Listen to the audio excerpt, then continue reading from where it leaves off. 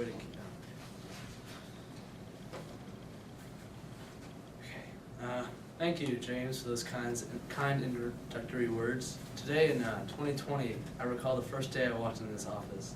I was shocked at what James and I had been able to achieve after only a few months of work from our dorms. From that day in November, just 3 years ago, a few 20-year-olds stuck in our dorms, who would have known? We were just one coincidentally good idea away from where we stand today. I could not be happier that we followed through. Even with a plenitude of teachers, parents, and others who said we couldn't make our idea into a reality. None of them foresaw us here today in California.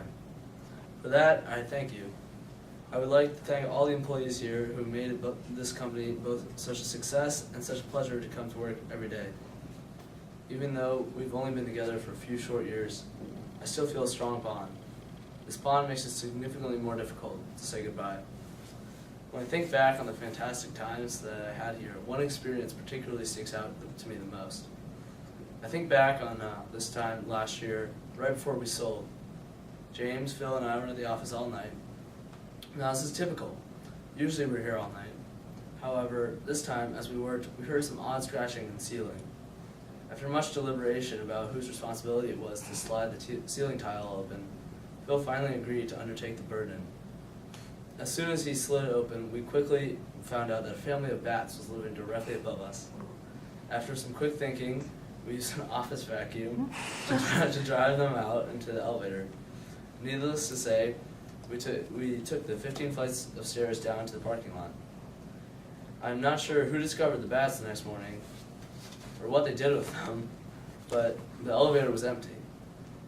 But I always think back to this story because of the collective satisfaction that it brought the three of us to solve the problem together. I credit that bond with getting us ready to sell, and therefore leading to my retirement. Experiences like these make me question my decision to leave, however. I want to make sure that one thing is especially clear though. Just because I'm retiring with much of my life ahead of me, that does not mean that that I won't be here. Even though I was spending most of my time golfing, traveling, and on my restaurant downtown, I still plan to be in at least once a month to check in. That said, I can't wait to see what the new leadership in this company will be able to do.